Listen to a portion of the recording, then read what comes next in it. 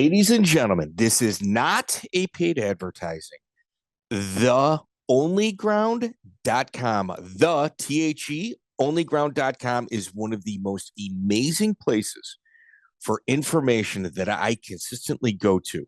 If you guys want to have conversations about our old interviews or even topics that we don't discuss, the group of people that are on the onlyground.com message boards are some of the most brilliant that I have ever come across. Those little like knick-knack facts that we get here and there, that's where a lot of it comes from. Please check out the link in the bio. Welcome to the show. I am MMA insider and Herb Dean's dog sitter, Joey Venti, and you're listening to the MMA History Podcast, the only podcast dedicated 100% to the preservation of mixed martial arts history. Interviews and stories about the early days of MMA direct from the men who lived it. Hundreds of interviews, thousands of hours of research, all conducted by the most obsessed mind in the business, the MMA detective Mike Davis. Join us as we document the history of the sport we all love. Ladies and gentlemen, by way of Thailand, this gentleman right here, Bas Boon, is an interview that is almost 3 years in the making. A man that has moved many parts across many different countries in regards to the beginning days of mixed martial arts. Somebody that has seen many lives worth of deceit, action, success. I mean, Bas, a life story in a movie is absolutely should be made of your life. And I'm truly, truly appreciative that we've finally been able to connect. Thank you for joining us. Good. So, Bas, obviously, you're from Holland. You're living in Thailand. Yep. I had briefly, there's not a lot about you online that you yourself have not put out. I don't know if that's intentional or unintentional, but through my interviews, and I created a database, I've been able to kind of come up with, this is just like a soft rendering of your career. I've got like 5 pages of footnotes, but if I were to really hammer it, it'd probably be close to 20 based on all of the activities and your involvement in mixed martial arts. I've been there from the beginning. Yeah, you really have, especially at a time where many of the people that you started with had some adversity and didn't make a full life. Like it's like you've weathered many storms. But let's start with the let's start with the plugs. You've got a couple books on Amazon. Would you mind plugging? I do. I have them here. It's called Bloodsport Syndicate, the Mafia MMA Chronicles. It has 1, 2, 3 parts, as you can see. And I had a little bit of a headache with it because I got kicked off basically with my whole account from Amazon. I learned Kindle as always. I did everything myself. I wrote the book myself, and I had Ted Triplett, the guy who wrote the Jay Leno show, for 5 years, going over it because I want to keep the humor in it. Yeah, the humor, which the Dutch humor, which can be very blunt, but I like to keep it alive. So I had him going over it. And it's just recently again that I'm back on Amazon after hiring a lawyer. And another lawyer. There we go. What was the issue? And also in Japan, I think next week or in the coming 2 weeks, I think that it will also be out in Japanese. It's been translated in Japanese, and it will be on a Japanese market available. Okay, so what was the issue with Amazon, if you don't mind me asking? It had something to do with Sherdog, I think. I was in negotiations with them to let me, first of all, this is an assumption, and I tell you why I think the things went the way they did. I approached Sherdog and I told them, I said, look, I got these books out, and it has a lot of behind the scene stuff, also regarding the UFC, regarding everything. Now, the UFC was at that time into a settlement or not a settlement. They were into a multi-billion-dollar lawsuit with fighters, underpaid fighters. Okay. And I think my book, or at least some of the stories in the book, maybe could have been problematic. I don't know. I don't speak that bad about Dana White, not at all, because actually I like him. I could get along with him also with the Freitas. I never really had an issue with them. But there were some things where you could put a big question mark on it. And I have the goods, I have the emails, I have the proof to deliver that. Now, I'm not a hypocrite. As a promoter, I would do the same. So hands up. Yeah. I've been on both sides of the aisle. So I'm not going to say that I would have done anything different than they did. But what happened is that I approached Sherdog. I said, I want to advertise on your site, and can we do something about it? And no, we talked about a price. I said, okay, let's start with this, and then they would start pitching it. They ordered 3 sets of books, and 2 weeks after that, I got kicked off from Amazon, and I didn't understand. Now, I didn't have the time even to go check on what happened with that deal with them, because I was so pissed off that I got kicked off. And the reason was it wasn't appropriate, in the sense like, oh, your content is widely available on the web. And I went like, look, I got my own website. Obviously, I write about some of the stuff to promote the books, but I mean, you cannot say it's widely available. And a lot of it is exclusive in the book. It's nowhere. It's not available nowhere. It is. So, in other words, accuse you of plagiarizing. And look, if I want a book of Stephen King these days, I go to ChatGPT and say, give me a 30-page. I'll get it. Yeah. So it's like everybody. Yeah, it's widely available. AI, everybody has it. But okay. So afterwards, I started thinking. I said, why? And then I thought, Sherdog. Why did she? I mean, look, I'm a customer and I go there and I said, okay, let's hypothetically speaking, give you 5 or 10 grand to start a business relationship on doing this. Why would they not go back at me and get back at me and asking like, what is happening with that deal? That is very strange, because as an advertiser, as an advertiser going to a magazine, that doesn't make any sense. Like, why would this be? For me, that didn't make any sense. And then I had Dana White on the cover of one of the books, which actually was a mistake. He should be in the book and not on the cover. The problem was that I was working with the cover design, and then it wasn't in the right cover. And there was, of course, paperback, there was the hardcover, and there was the cover for the Kindle, the online series. And things got mixed up, and for some reason, that picture from Dana White became on the cover. Now, I know everything about copyright because I'm in this business myself, yeah?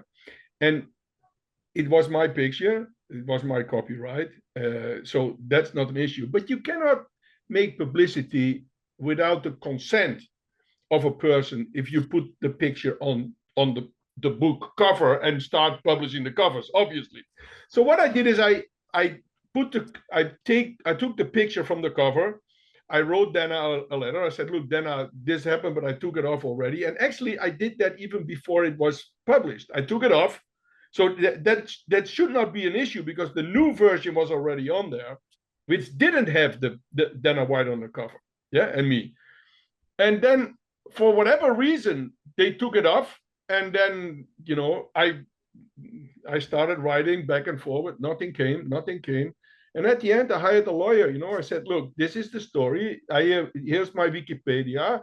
I am a legit public figure. The stories are true. It's not a bogus, whatever they say, what the reason was for not putting me on there anymore was incorrect. So then, started writing letters, lawyer, this, that, cost money, obviously time consuming. But after 6 months, I got back on. Yeah. And still not one email from Sherdog. Think about it.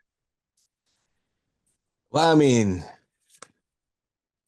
between them and Alta. Between them and Rich Chow's Alta. So they must have had a connection with Dana White, and they probably put it in the deaf deaf man's ears or something. It's almost as if the reporters and media are friends with the organization that they are supposed to report you know what? about. It's weird. I don't even mind that. I think the UFC did very good for the sport in general. For sure. It helped it up. The prices are amazing. You know, it goes up to the boxing level type of purses. And I think that takes time. And people say, they make so much billion, they must this. People have to understand, man. It's not only Dana White. He's a small part. It's IMG who's running the show, and you know, there's other people involved. You cannot look at it that way. But if it wasn't for those doors, they would not have been on the level where they are right now. I agree. But you're gonna need Dana White. You're gonna need the matchmaker. You're gonna need that public figure to make it happen. You know. Absolutely. Let's talk about K1. You had a huge roster over there. In 2008, they made Semmy Schilt do a qualifier. It was the first time that they ever had a returning champion qualify in order to get into the tournament. What was the pushback with Semmy and K1? Let me tell you a little bit. They liked Semmy in the beginning. That was not the problem. The problem was me. I'm a businessman. I know Fuji TV. I know, you know, the advertisement agencies in Japan. Yoshimoto, which later I signed. Alistair was the first ever foreigner who signed actually with Yoshimoto, with that big agency. Nobody did that before. And so I was very familiar with the Japanese business side of content, TV productions, licensing deals, and so on.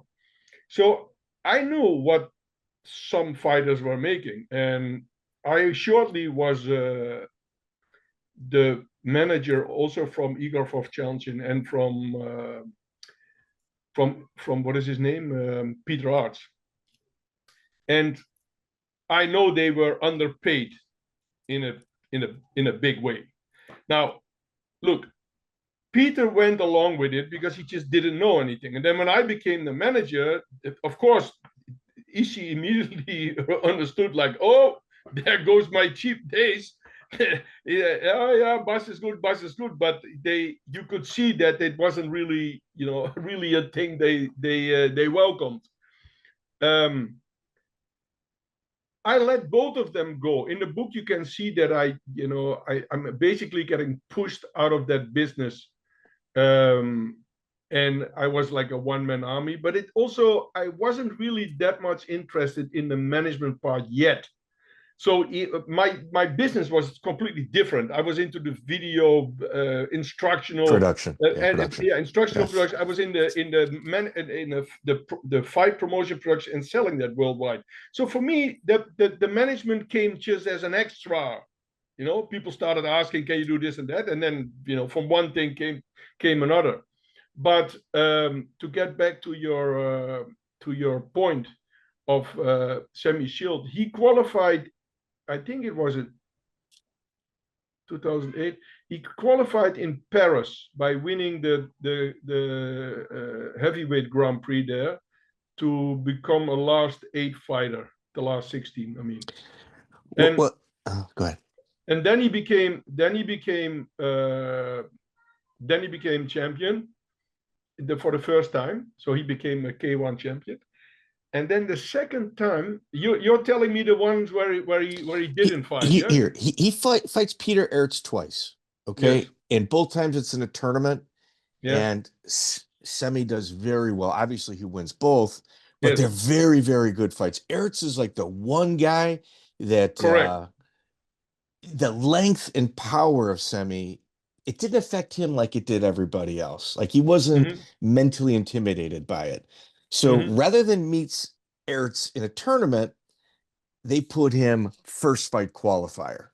And it tilts the table more towards Ertz, and it takes somebody that was a Grand Prix champion and puts him in a qualifier. And it takes Semmy. But that was not in 2000. I don't think that was in 2008. It was September 27th, 2008, K1 Seoul.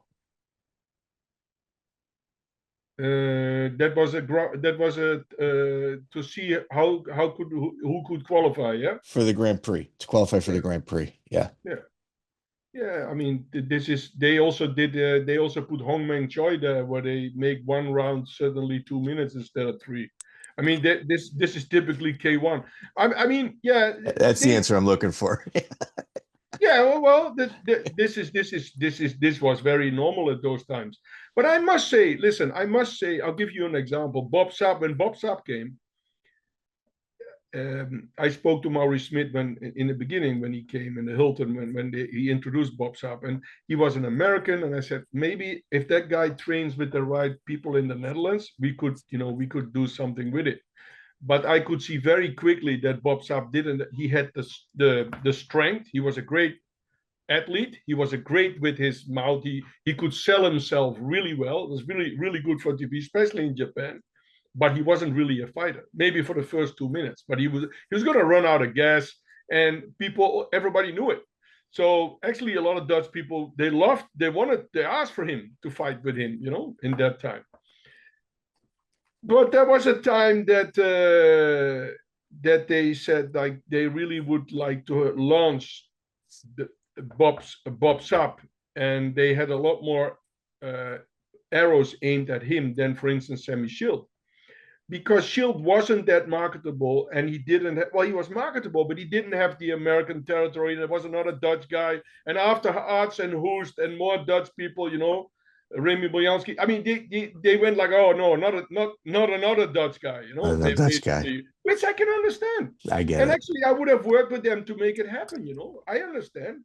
For me, it would only be better that if more TV money would be involved and more sponsors would be involved, the money would go up for everybody. So, I would work with them. Okay. So you had an event where Bob Sapp was supposed to fight Ernesto Hoost. Bob Sapp showed up to the venue and claimed there was a contractual issue and left during the event. That also happened. Yes. Okay. So yes. What took place at that moment? Like, what were the negotiations and circumstances like? Bob Sapp had signed for a long period of fights for a certain amount of money, and when his fame came, he realized at a certain point that he said, "I'm not going to fight anymore for peanuts. I'm not going to do it anymore." So he just. I'll give you an example. Say Bob Sapp signed a 3-year contract, or same with Badahari, signed a 5-year contract for a certain amount of money, and after 1 or 2 years, they see event halls with 70,000 people, and they think by themselves, "Why am I fighting for 15 or 25 grand?" You got it. I mean, I'm not saying that those were the amounts of money, but so they made a long-term contract, no good management, and then at a certain level they said, you know what, I'm sick and tired of getting all those strong opponents and getting one opponent after another, while I hear everybody's making 5 times or 10 times more money as I do. I think Bob had a point there. He also walked away in Holland at one time at a fight. Similar situation. Now that's bad for the promoter in Holland, but again, Bob had kind of a reason to do it. It wasn't without reason.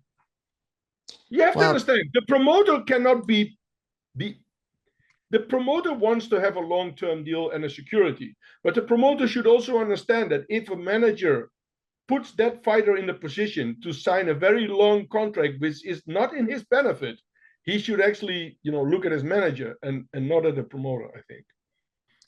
Okay. So at the event where Sapp shows up and decides to leave, what are the conversations like with you? What is he? Is he trying to strong arm you? No, Bob never strong armed me. Actually, I like Bob. I still, he's living in Thailand, by the way, now. Yeah. No, I never really had a problem with Bob in whatever way. As a matter of fact, almost with none of the fighters.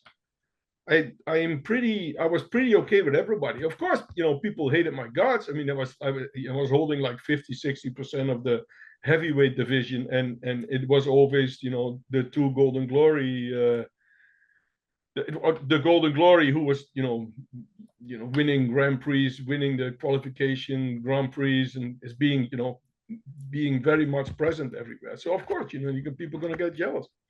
That's it. So Sapp leaves and talk about marketing.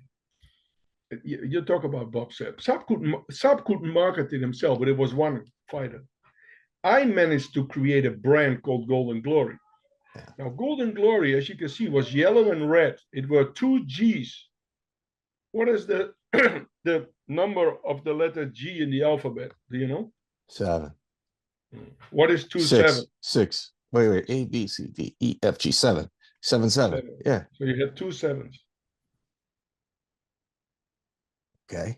7, 7, and then you had the Japanese colors of red and yellow in the logo, and you had the key sign from strength, which was basically the third 7.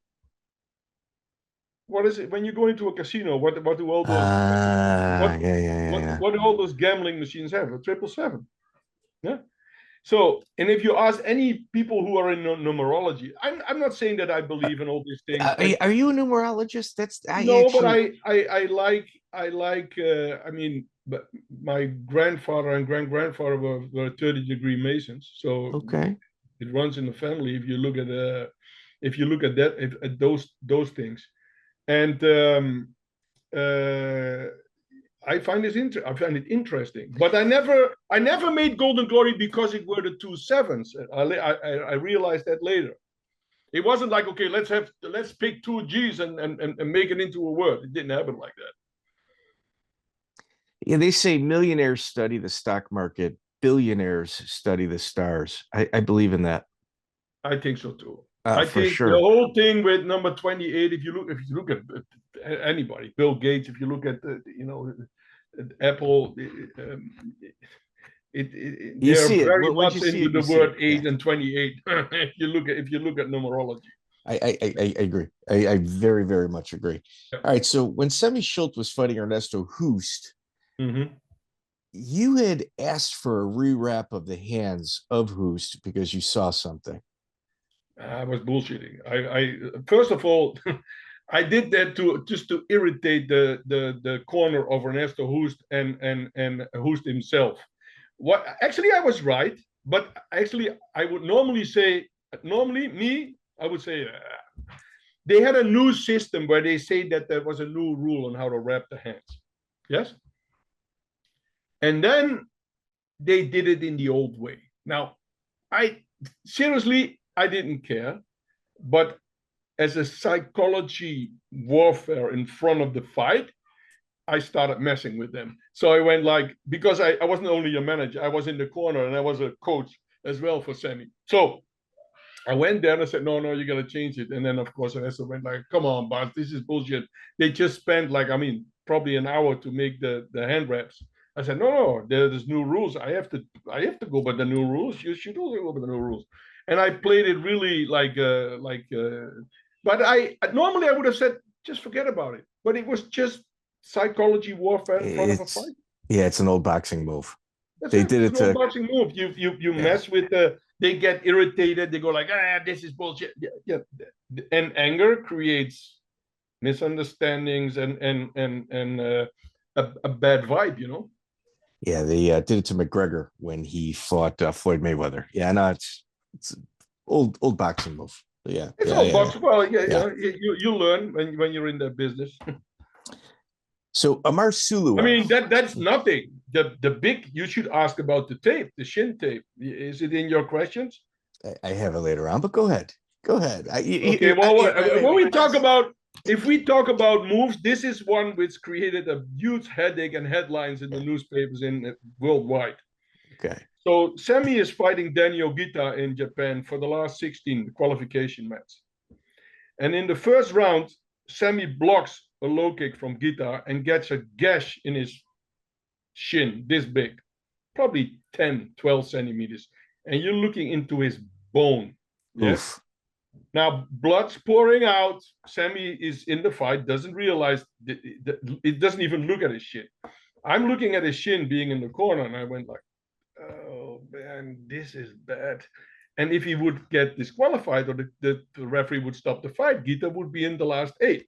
Now here comes the $1 million tape. So while so the first round ends. Semmy comes in the corner. Dave Jonkers is the other coach of him, is on top of the ring. I stay downstairs, take tape and start taping this leg like an idiot. Now a referee is coming, the referee who's around the ring is coming at my shoulder, going, hey, you can't do that, you can't do that. And I go like this, I basically push him away, and I keep taping. And Semmy goes like, hey, stop taping. He's annoyed that I'm busy with his leg, and he sees that there's a thing, but he has no clue on the whole situation, 0. Anyway, this is the longest minute, for me, the fastest minute, or the longest minute in history. I got the tape, like half a tape in probably 40 seconds around the cut. And Semmy fights the other 2 rounds and wins the fight. Simon Rutz, who is in the management at that time of That's Daniel my Gita, next question. Yeah. Rutz is in the management of Daniel Gita, and he goes like, that is illegal what Bas Boon did. You cannot do that. He should be disqualified. Anyway, so I'm back in Holland. I see newspapers articles in the Telegraph the next day that probably Schilt is going to be disqualified because of a illegal tape I would have had. Now, the rules are very clear in this. First of all, I can tape Semmy as long as I'm not in the ring, which I was not. So that part, I was in my right. Now, the second thing I should have asked, but there was no time.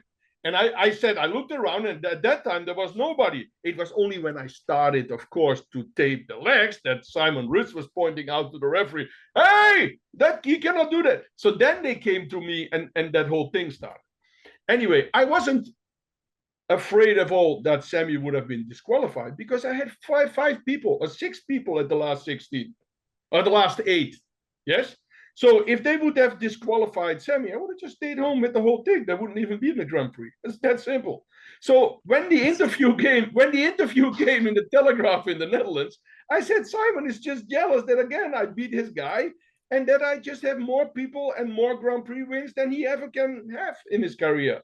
And of course, that was setting a lot of, bad blood. And I have to tell you later in the interview about other things, what happened. Sometimes I think I deserved a punch in the mouth by rubbing my successes in people's faces the way I did on forums and interviews and magazines. But because, of course, I was a TV producer, I knew how to promote shit. So I would bring journalists. I would make the pictures. I would send it to magazines internationally. I will be on the front cover of, countries you never even having heard of. Nobody did that. At that time, just nobody did that. I agree. So I was light years ahead in everything. I put fighters in movies. I moved them around. I was busy with $1 million sponsors. That just didn't happen at that time. No, you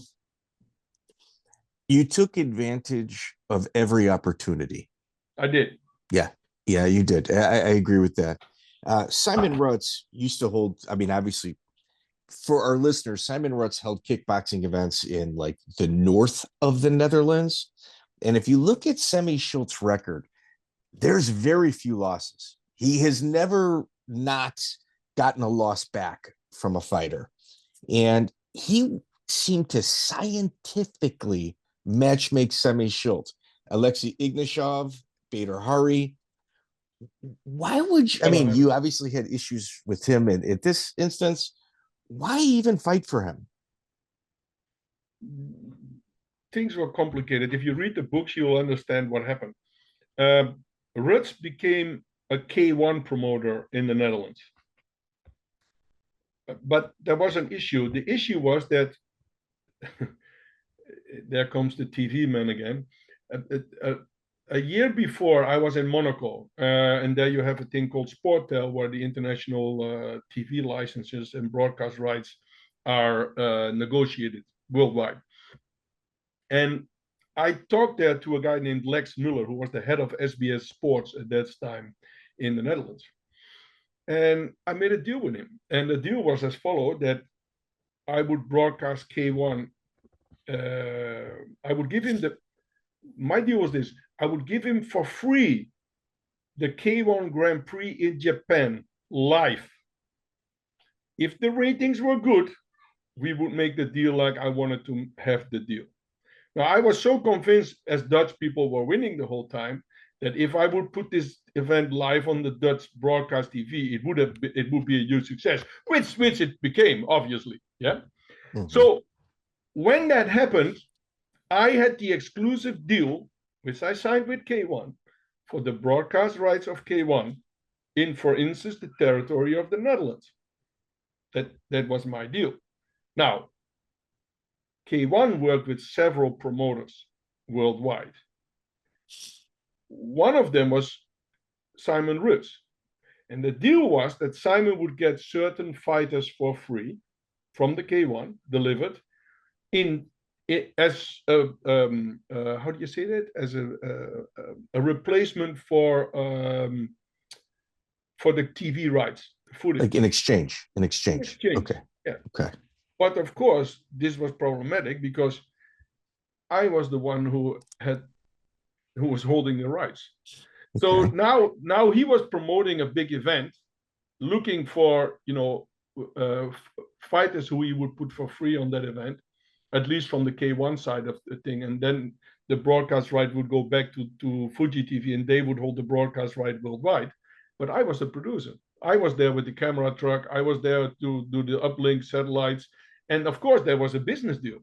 And Simon hated that he didn't know how much money was involved, and that I still, even the event he promoted, that I still would run around and control part of this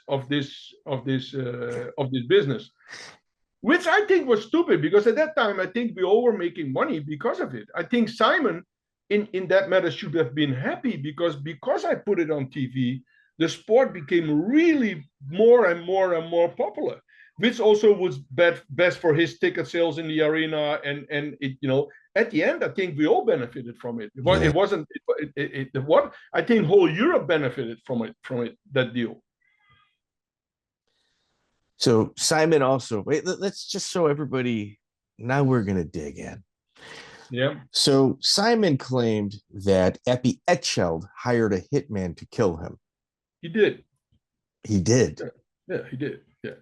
What happened is, the whole thing with Etcheld is weird, because in a weird way, I saved his life. You can read that in the book, by the way. So Etcheld one time came to me, and he said, I'm organizing an event in Amsterdam. I knew him from the former Pasar Malam thing.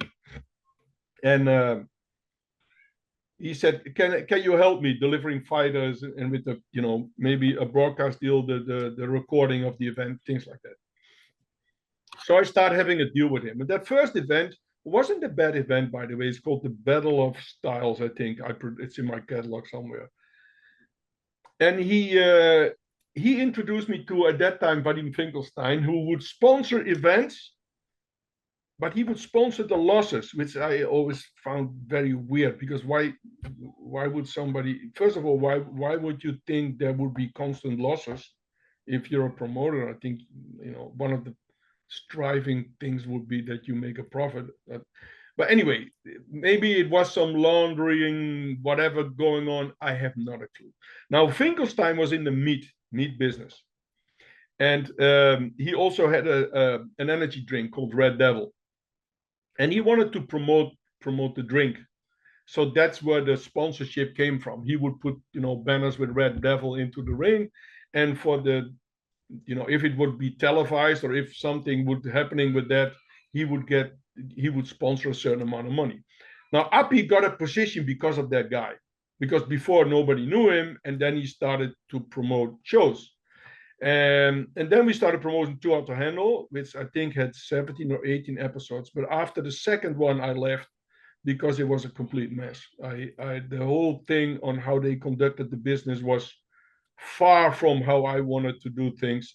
I kept being a producer, and I actually have all the rights. I also have all the rights of M1. Even the name he's using right now I still have in writing, signed by Vadim Finkelstein, that I have those rights. Yeah. Now I didn't make a big deal about it when we separated our ways, because I didn't see a point of it. But to come back at the hiring a hitman of Apy Etcheld, this is what happened. Etcheld had a fighter named Tyrone Spong. Oh. And he was managing that fighter, and at a certain time he tried to get a sponsor for Spong.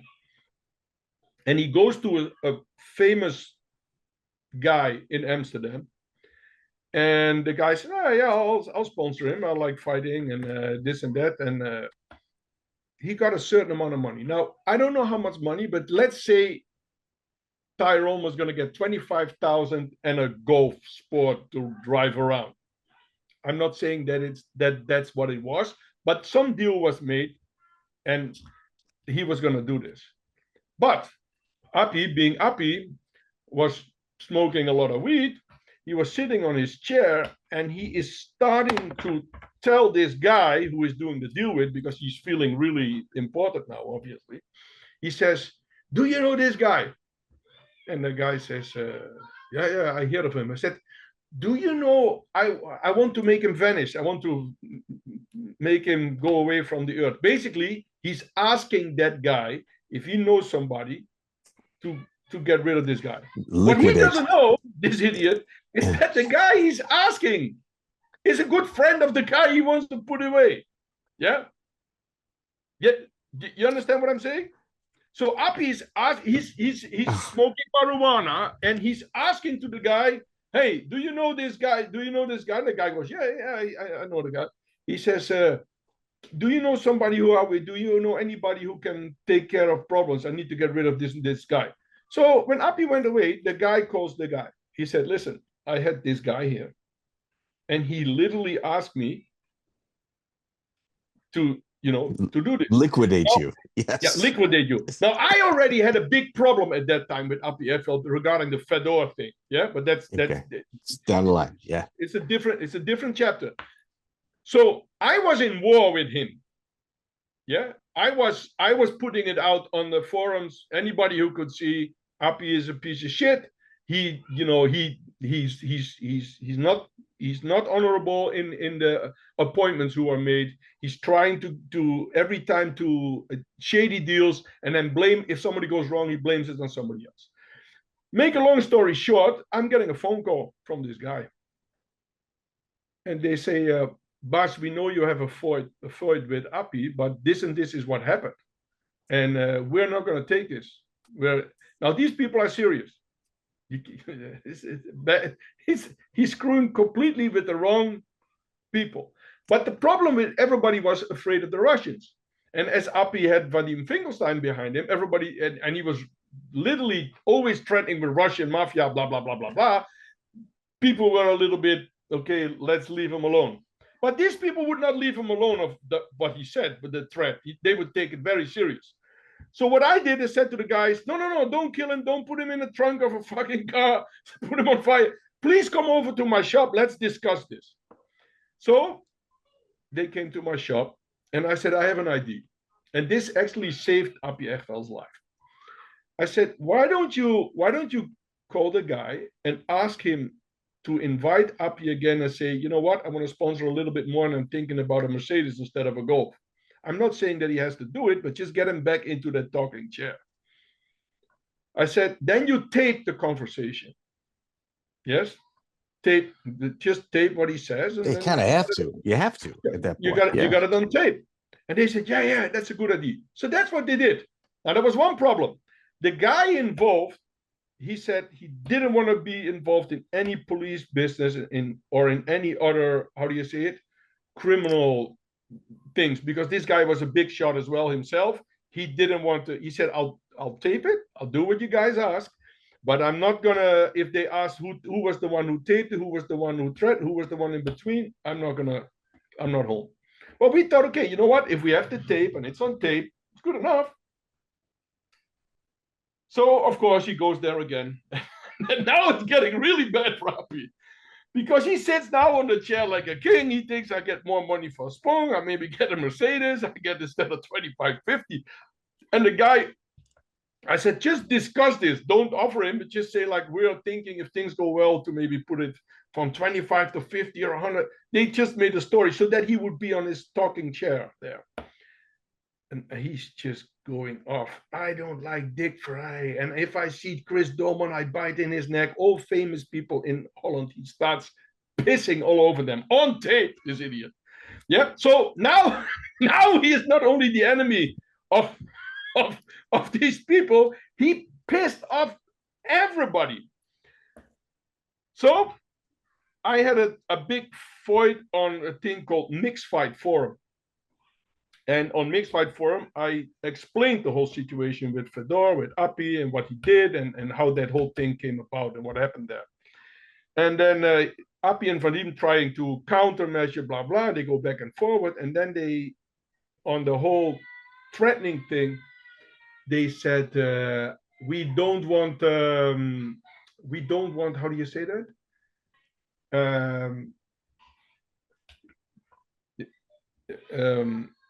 How can I say that in English? So Apy, and then I'll find the words. Apy, he understood that this was damaging for him, the whole thing with Mixed Fight on me, putting out what, because I had the emails, I had everything, I had the contracts which were signed from the release forms from Freitas, TV deal signed with Vadim. I mean, I was the producer, I was the brain, I was the one who was bringing Alistair Overeem, Khalid, good fighters, making that whole AIM-1, putting it on the card. I even brought them the drawings of the cage, how to make a cage in Russia and all that thing. But Apy understood this was a problem. So he went to Mixed Fight and threatened them to take off the bad things I wrote about it, the dirty laundry I put out there. Now, after that, the famous tape went to certain people who were looking for Apy because they were on the tape, obviously. So they went with that tape to Mixed Fight as well, and they said, listen, this is what Apy said. So then they left everything on there because basically it was a confirmation of all that things what happened. And then Simon, because we had a fight, Simon and me, and he didn't want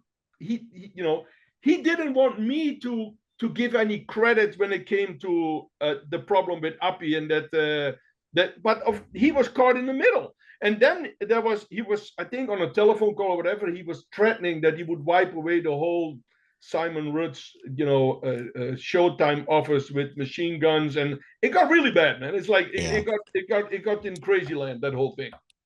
Yeah, Patrick Freitas was very quick to defend Apy. Who? Patrick Freitas. Freitas. Patrick Freitas. F-R. You saying the right word? E-I-T-E-S. E-I-T-E-S. Itis? Yeah, I mean, it's in my research, it was somebody involved in a situation. He was very upfront and center. Well, yeah, I mean, a lot of people defend them in the thing, but at the end, everybody was getting a headache with them. Jerry Millen, I mean, everybody got a problem at the end with M1. Yeah. And they defaulted with Too Hard to Handle, and then basically Apy, he vanished for a couple of years, especially out of Holland after that whole problem. And listen, killing is too much for me.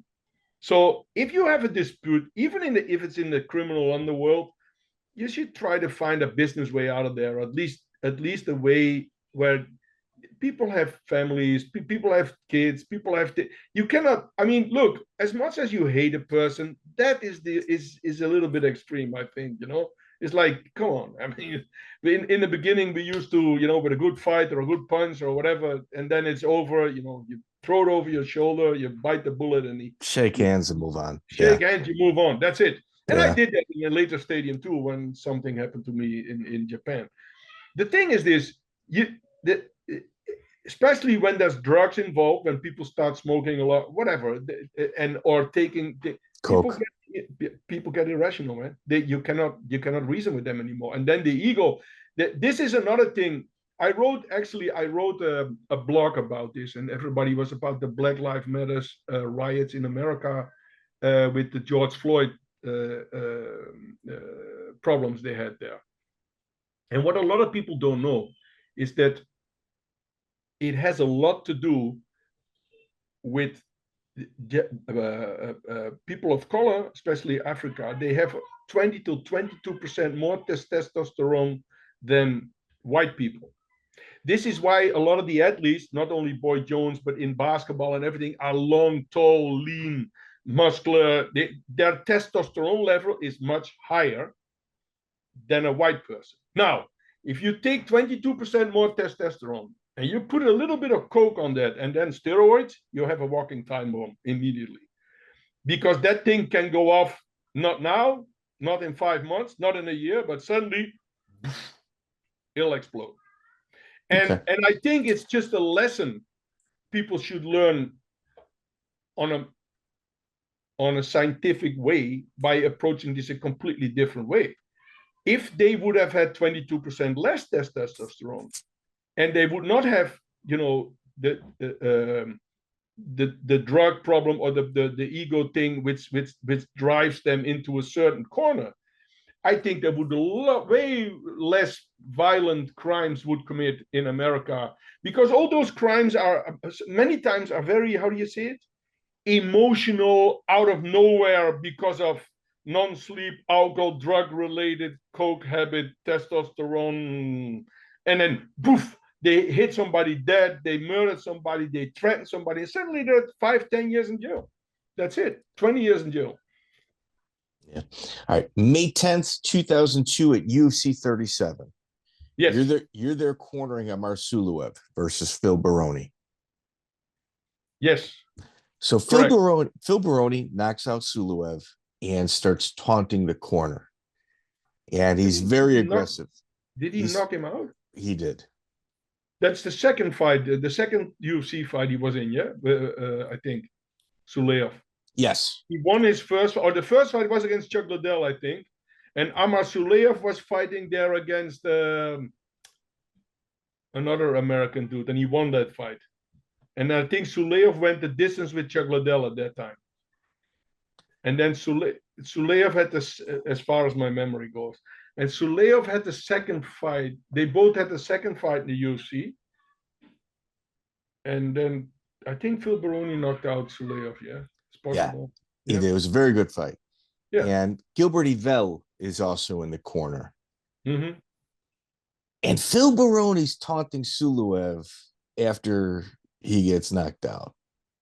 Mm-hmm. There was a rumor that in the elevator, Phil and Yvel had some words with each other.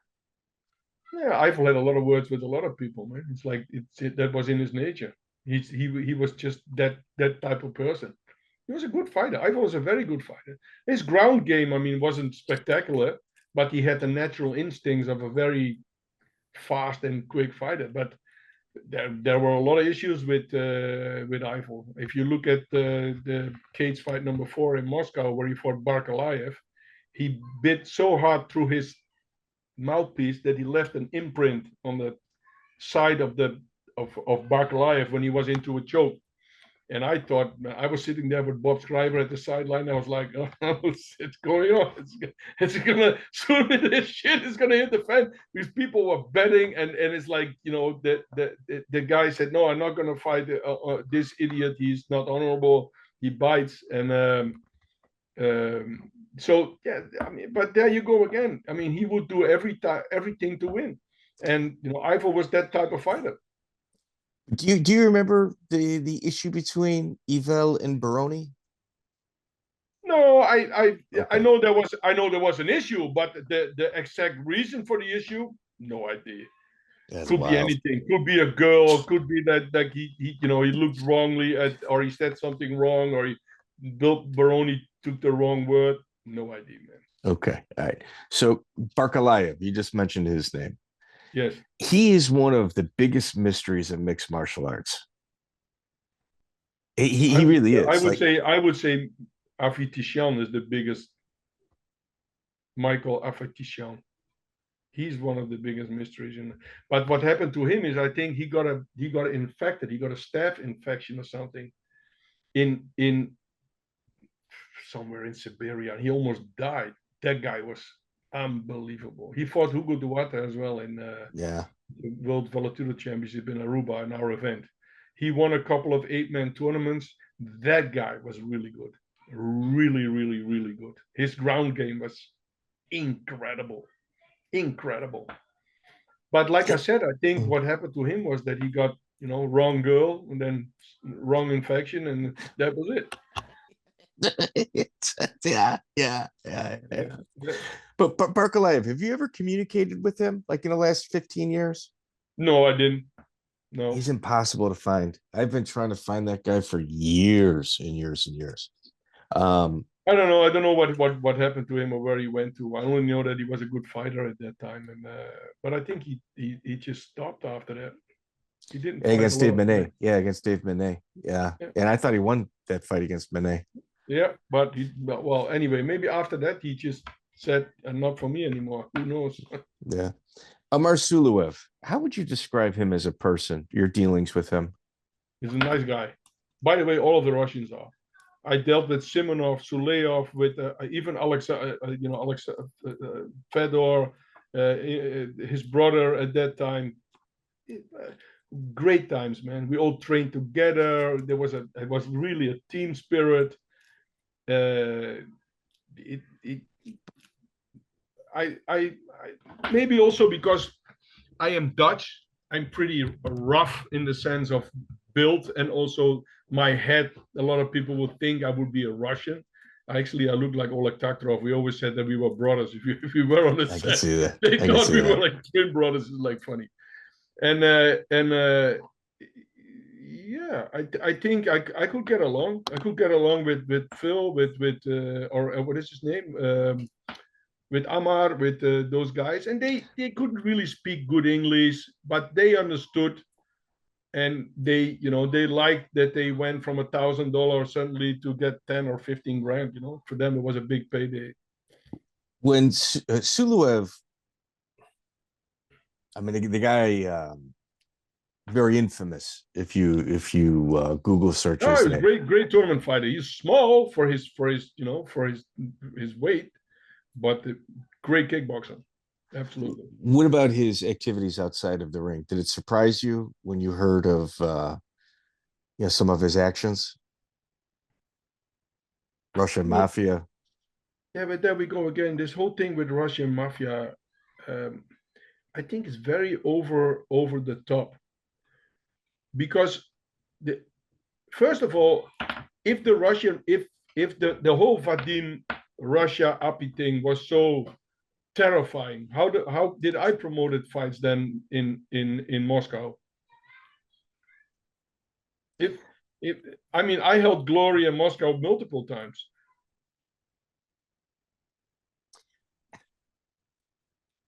But it's just there's certain businesses that you partake in and certain that you don't. No, but I think this is in my story. I think that Vadim wasn't really a mafia figure at all. Same as Dana White. He's not I don't see him as a mafia figure. Yeah, I think they're shrewd businessmen. Yeah, very good businessmen and very good businessmen. And Vadim, like I said, he was smart. He had the meat business from France and Holland and in an epoch to Russia and back and forward. And I think what he thought is that, okay, if I have a club and I have fighters and I am close to this thing, I would get less extortion from real mafia. I think this was one of his how do you say it? One of his goals, that if he would have problems, it would be better for him to have a club with a lot of fighters around, where he was the guy who was pulling the strings. And I think that's what he did. And of course, later on, the more money gets involved, the more shady people get coming to you, man. It's inevitable. Well, I mean, Suloev passed away in prison. Was convicted of several politically related liquidations, I think is what we're supposed to use now, so we don't get censored by YouTube. Yeah, but I didn't listen. I didn't. I wasn't surprised. So same with the brother with Alexander, who had a who became almost an alcoholic and died, and it was in Russian prison as well. It's inherent. The one goes this way. Let me tell you. I mean, you have Fedor Emelianenko and you have Alexander. One goes this way, the other goes that way. And people say, how is that possible? I'll give you an insight.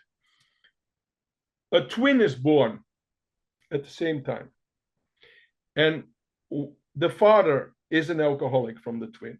He beats both of them, treats them like shit. They both are afraid of the dad, and it's a nightmare for them. He hits his wife. So both twins growing up with a lot of violence. The father is an alcoholic. He hits his kids. He hits the mother, and they're terrified of him. When they're 17 or 18, they go out of the house. They make it on their own. One becomes a billionaire. The other one becomes a drug-addicted alcoholic.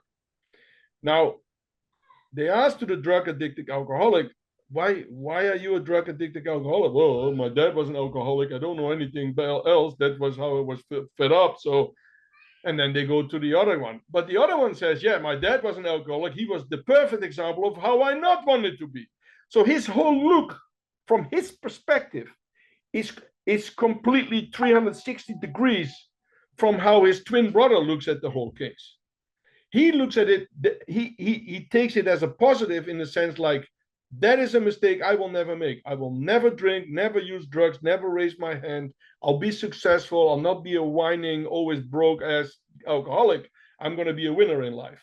And the other one says, no, my dad was an alcoholic. And that's because that's why I am. That's who I am, why I became like this. And this is the problem in America too. If you look at right now, all these people who are growing up in an LGBTQ pushed cult, and the way they eat the food, the 7-Eleven, microwave packages with pre-sausages, blah blah blah. Everybody gets too much soy. Everybody gets their hormones screwed up. I remember Alex Jones talking about the frogs are very gay, and at the end, he's actually right. If we look at it now, that sentence from 25 years ago, you can actually say that. No, I have nothing against gay people. I actually have friends who are gay. I have nothing against it. The problem is if you normalize things like this. The problem is if you promote transgenderism, if you promote it by giving hormonal treatments to kids of 13, 14, 15-year-old, I think we're completely off the rails. We're losing the plot in the world. And that is a bad thing. Like I said, in the beginning, when in the fight time, when I was in the fight business, there was one or two transgenders. In my school, there was one girl I played with who wanted to be a boy. I can remember, and that was the only person in the whole school. Right? You talk about a school of 2,700 people. So the funny part is what I'm saying is that I would never discriminate against it or not. I didn't care. What I do care is about I would never seduce my kids to this craziness. So here, it's one thing crossing the finish line on your own. Yeah. It's another thing trying to push somebody over a finish line. But the finish line pushing is that the problem is there is no push anymore. It's steering towards the finish line. There's no push. There's no finish line. For them, it's just whatever it is like, I want to look at my phone. I want to get my coffee latte. I don't want to work, and I don't want to be part of society, and I don't want to contribute. I just want to sit there, get some money, and that's it. And I think that's how societies, it's like, but then I White said that the coming generation are such whooshies that how can you achieve anything with people who are raised like that? It's impossible. How prominent do you think that the Yakuza was with Pride? Well, I met the big guy behind. I met Ishizaka myself a few times. So there was a Korean guy behind it. The thing is this, I don't think they owned Pride. I think in the beginning they did, when it was KRS. And I think after KRS, when Saki Kabara took over, he was a good promoter. He came from the music business. He knew what he was doing. And I think that in the beginning, maybe money was borrowed or was poured in from other people. But I think that at a certain time, Pride was doing really well. I mean, it was making a lot of money. And I don't think Saki Kabara needed Yakuza at all. Zero. That they came when the problem started with Fedor and me and all those people and the whole thing behind the scene. It's a little bit a similar situation of why certain people in Holland got involved who maybe were not involved, but then suddenly they were showing up. And that is probably related to somebody with a family member, or somebody said, I'm going to get him or this or that. And then before you know it, there's a lot of people involved who you never seen or never heard before. And they suddenly start telling you how to live your life or how to conduct a certain business or a signature. But I know one thing, my lawyer, so Mijatovic, he had to flee with his family.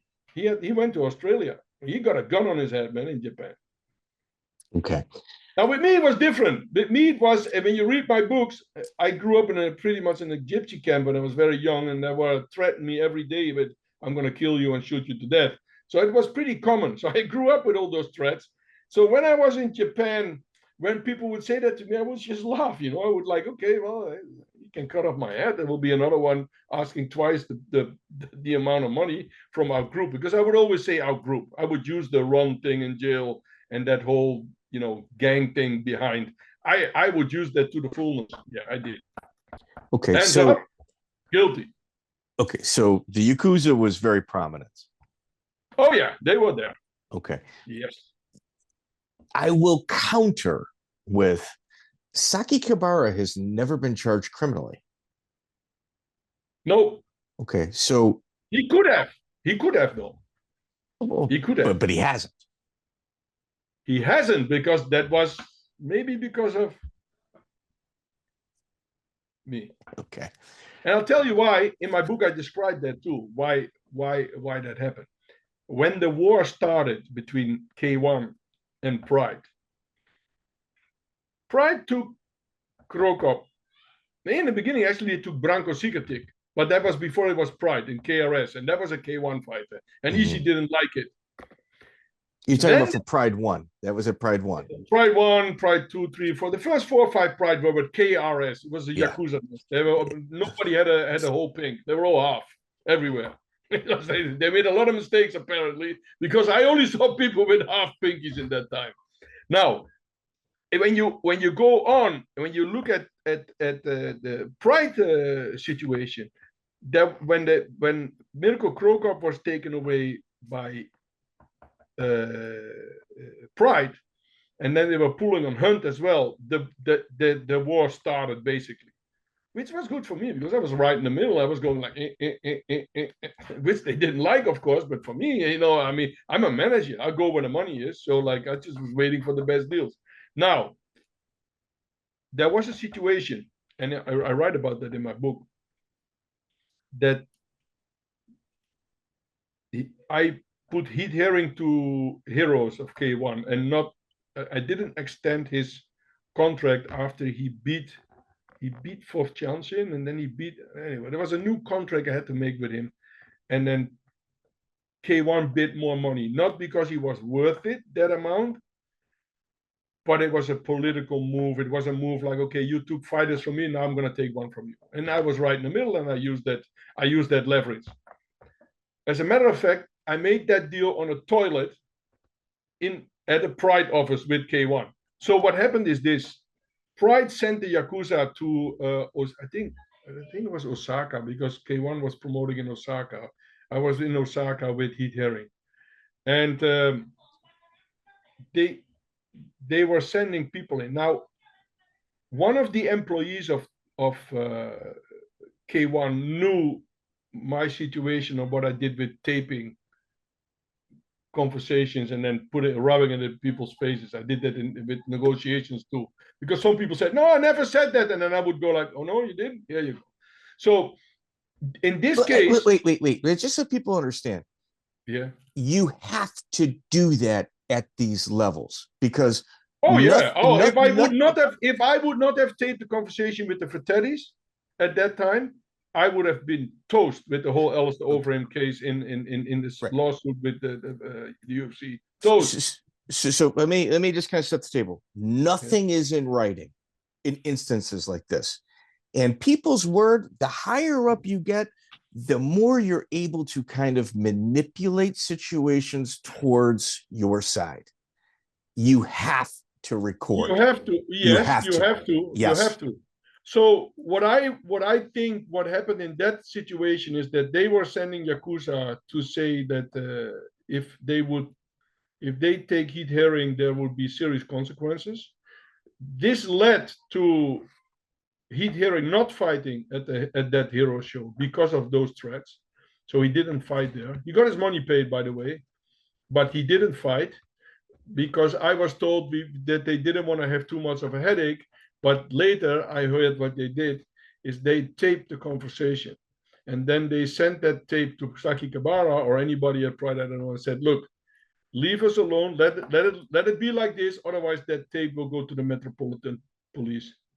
And that will be the end of it. Now, they didn't want to do this police thing, and I think it was bad for business, but behind the scene, that is what happened. You have to. Yeah, you got no choice. You know, otherwise. Ishii had no choice. No. Ishii had no choice. Nothing. He had to. He had to. Yeah. Let's talk about Gerard Gordeau. What are your feelings towards him? I have nothing against Gerard Gordeau, man. I think he was a great fighter. He was one of the first UFC fighters there. He's a no-nonsense guy, old karate kickboxer, been there forever in Japan. He has a name of he had a name as a dirty fighter because he bit Hoyes in his ear at the Grand Prix. But he doesn't hide that, by the way. That's just the way he is. He wants to win. And if that's the way he has to do it, he'll do it. Okay. Why? Why are you asking that question? Well, I mean, I'm sure you saw it. Like we had a little interview with him, and we asked about you, of course. And did you see his response?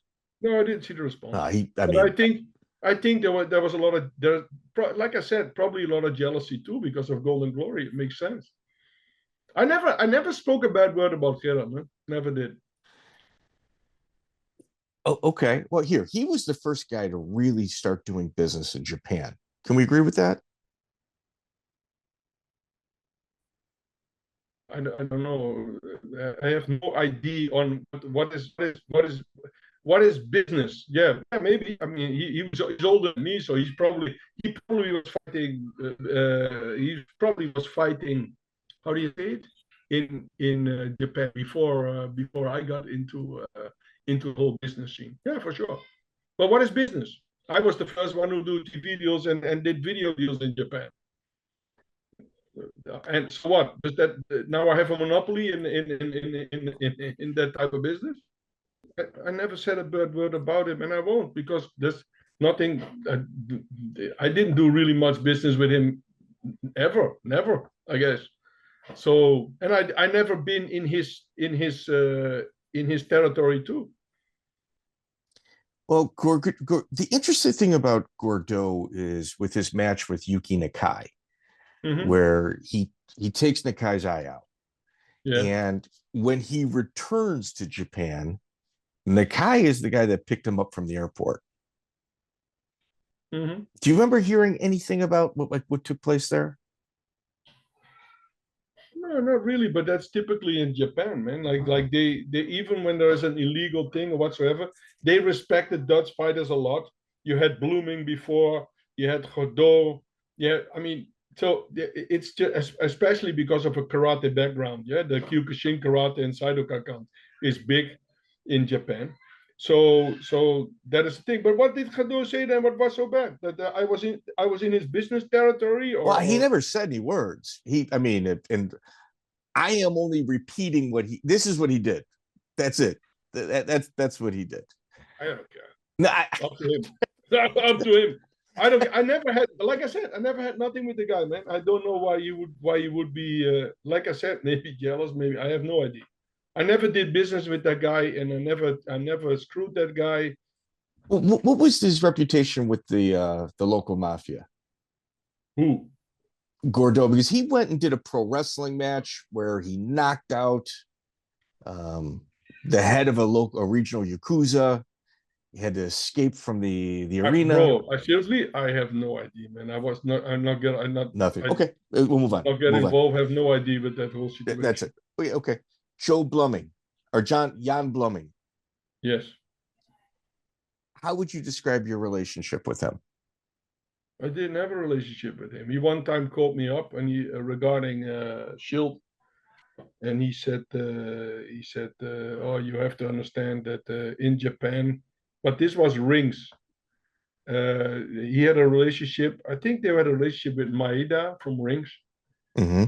And he said that he, how do you say it? That he had a relationship and that Semmy should, I don't know, Semmy or Dave, they also got a visit. They should pay to them or this and that. But they never made a deal for them. They didn't do anything. So I don't understand these people. Look, there wasn't a management contract. There was nothing. I was the one who did the deal with K1. That's it. And later I did a deal with Pride. At that time, Bluming never made a deal with Pride or with K1 at all, as far as I know. Chris Dolman, you had mentioned him earlier, was his best student. Dolman was a great guy. I did great business with that guy for 20 years long. I still see him sometimes here when you visit Pattaya. Absolutely fabulous guy. He was shot by Klaus Bruinsma. Yeah. What was the background behind that? Oh, that is a long story with Leo France was the guy later who got killed because of it. He was involved in that thing, I think. That had to do with some kind, I think gambling debts or something. And Dolman went in there. They described that in some book. I don't know which book, but they describe it in a book where Dolman went in and then he was holding Klaas, but he didn't want to like pass him out or maybe like kill him by choking him. And and later he was afraid that probably something happened. I have no idea because I wasn't there. I only know, I hear it from stories and books that they had a fight and then it was, later it was, how do you say it? It was made in a good, it was made good again. But I had no interest in that, man. Zero. Not my cup of coffee. Okay. The only good things I had was 20 years I promoted his ring shows. Like I was the producer of his of the shows he was promoting. And I always did good business with him. Man on man, word to word. Yeah, Dolman worked at the red light district, kind of keeping everything in order. Yeah.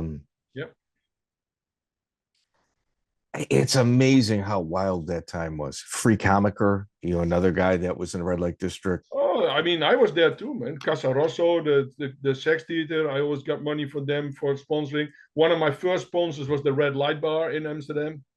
I still see the guy. He's still here in Thailand. That owner of the previous thing. Still have a good relationship with them. So Dirty Bob Schrijber. Okay. Yeah. Help me kind of wrap my head around this because it doesn't appear as if it's real, but it is. The Bulldog Hash Shop decides to open up. We're going to start selling marijuana, even though it's not legal. And they put their toughest guys on the streets in order to make sure the police don't get involved. Mm-hmm. Dirty Well, Bob. they were cleaning up from real bad junkies because it was bad for tourists. It's bad for selling weed, and it's also bad for prostitutes. So you want to keep it kind of clean and not people being constantly robbed or not feeling safe in walking those streets. It makes sense. But it was not legal. Also, this is like pre-red light district. Well, it's It still not became. legal. It's still not legal. For smoking or selling marijuana is not legal in the Netherlands. It is tolerated, but it's not legal. And It's a weird leftist gray zone where they say, okay, the coffee shops from that time, if you have it on that period and so far from a school, you can sell so much gram for a person. This is retardedness. Imagine I would have my store and I would go, give me 10,000 gloves. No, I don't need a receipt and I don't know where it's coming from. I'll just put it in the books like this. They can't say it was homegrown from this. Give me a receipt. It's not going to work like that. So It's completely retarded, if you ask me. Yeah. So you had Dirty Bob Schrijber on the street. That was the first person initially that would deal with some of the problems. Yeah, Bob is a great guy, man. If there's one guy with a big heart and a massive amount of self-confidence and thing, it's Bob Schrijber. I dealt with him a few times. I even got him a fight left and right. I think I cannot even remember. I don't know. I only know that I have a good thing with Bob. I never had a bad thing with him. Even when he was an opponent of fighters, or I had to look for an opponent for him, Bob never made a problem. Yeah, you had.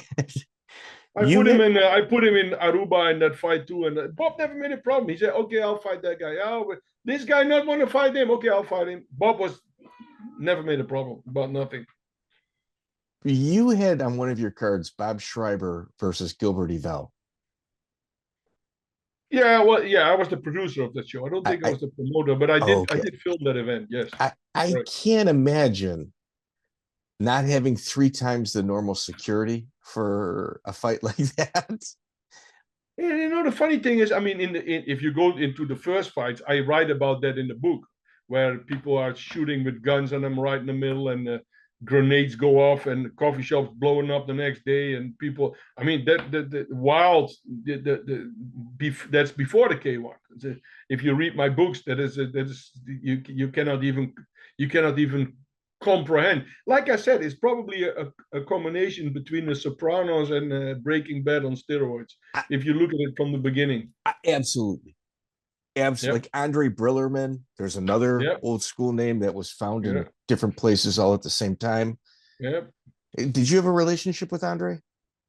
In my book, I write about he bought some of the videotapes when I was standing in the Jaap Edehal in the beginning when I was thing. And I visited Majiro Gym a few times too for other business. So yeah, I've met him a few times, but it were not people I would hang out with or I would train with. No. In your book, you also write about Finkelstein and Dana White and the reasons that they just couldn't connect. Correct. This is over Fedor, of course. Yeah, correct. As a matter of fact, I went to Dana White and I told him how to get Fedor in the UFC. And he didn't take it serious, or he would consider it. But I told him, I said, look, I took Fedor away from Pogodin, and actually he wanted to be with Golden Glory, and I did all the work for this in Japan. But I could not. I had already Heat Hearing with me. I had Gilbert, Yvel. It would have just been too much. So what we did is we trained sometimes in certain teams together. And I thought it was a good idea to have Red Devil as well, to have another group, which I would partly manage at that time. That was the agreement I made with them. And that was it. You know how I took Fedor away, yeah? Did you read about it? Yeah, well, no, I knew about it. I used to work for Bodog. So Fedor fought Matt Lindland for us. I've met his group several times in St. Peter. Well, I shouldn't say several times. I met him one time when let me rephrase this. I was one time in St. Petersburg where we had a lot of dealings with them. My personal dealings were very limited, but I was very familiar with the negotiating process. Like they want to book the airfare, they want to book the hotels, and it was always a very co-promotion, blah blah blah. Very difficult kind of process. Yeah, that's funny. Yeah, that's how it is. But let's just say that Pogodin was threatening me with Russian mafia because I took Fedor away from him, and then later, of course, Kharitonov also came to Golden Glory, and I explained to Dana White, I said, Dana, I got both of them away. I know how this shit works in Russia. Now, if you give me the power, if you make me the agent who can break this deal, I'm going to deliver both of them on a plate for you to fight in the UFC. But you got to make me the man in between. If you listen to any other idiot coming as a agent, manager, whatever, it's not going to work. It's who has the power. I said, if you do that, it's very easy for me to make a meeting through certain people, and I would tell him the real amount of money he could make. Maybe that's not told in Russia yet by his management. Who knows? I don't know. But that stands a big chance, because he knows that I was the one who did that whole deal for him and who made him a lot more money than he was previously making with Pride. There was a rumor that Dana White didn't think that Vlad spoke English, and he was very free with his words around Vlad. And that was one of the many reasons that the deal did not work out. Listen, it can be anything. A lot of people around Fedor would say, oh, he used a lot of Stanzanol, and that would come out when he fights in the UFC, and that's why he doesn't want to fight there. People came with a lot of different excuses why this deal didn't take place. But I know how difficult it was to get Fedor away from Pogodin and to put him in St. Petersburg.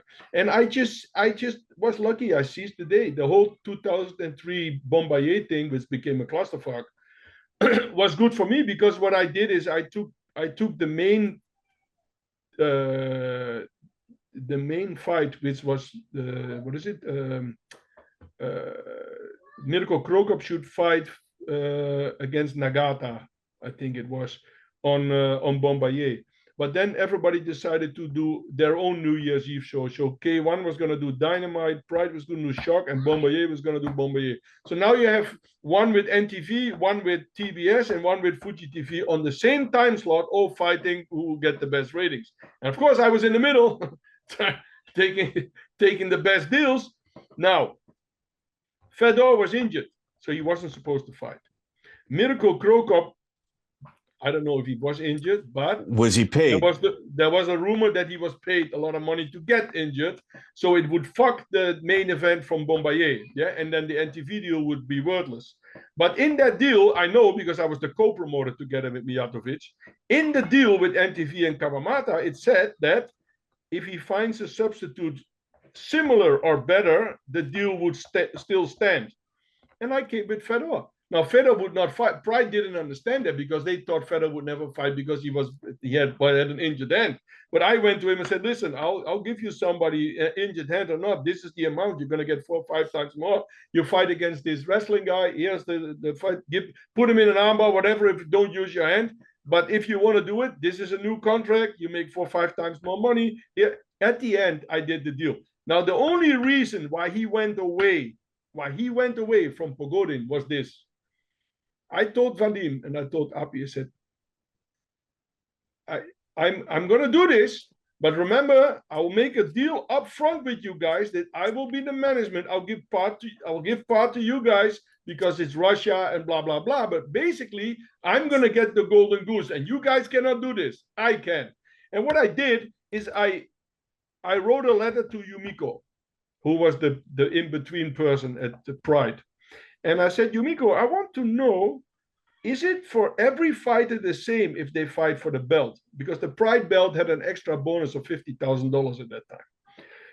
I said, is it is it the same for every fighter, or is it only for my fighters, or is it only for certain type? No, she said every fighter who fights for the belt gets $50,000 bonus. Now, I had her write that in an email to me, and I translated that email. And then I said to Vadim, go to Fedor, because I didn't speak Russian, obviously. I said, go to Fedor and show Fedor this email. And then ask him how much he got for that title fight. What do you think? I know what I heard. Yeah, I know what I heard. $4,000. Yeah. So, yeah, 46 in the pocket of Pogonin. Now, so you understand, for me, I was the one who exposed that, because I sniff where I think. I mean, that's pretty easy. Everybody knows. Okay, it's pretty easy, but nobody did it. But proving is different. Prove it. Yeah, I mean, they're pretty easy to think about things like this, but you got to prove it. And I proved it. Yeah. So now Fedor suddenly has ears to have a meeting and come and see me and goes to St. Petersburg from Pogodin, and Pogodin understands that he's pushed out of this business, and starts threatening me by phone. I'm gonna do this and that to you, blah blah blah blah blah. Stay away from my fighters, and that basically was the reason why at the end he came to St. Petersburg and signed the deal when Mijatovic and the Bombardier people, who I let them fly to St. Petersburg, and I had them in between, and I made Miro then the agent. And I made the deal with Miro so that I would not be involved, because he still was a former Pride fighter with a Pride contract who maybe would have a new Pride contract. And then it would, of course, be weird that I with Golden Glory would be there. It would be. So that's really the story behind it. That's what really happened. Well, I mean, and here, just so everybody kind of understands here, I have got 1, 2, 3, 4, 5 pages of notes on him. Yes. And this is on Bas Boon. I've got 5 pages here, and there's very little online. And this is all from our interviews, my contacts in Holland, some of my contacts in Japan.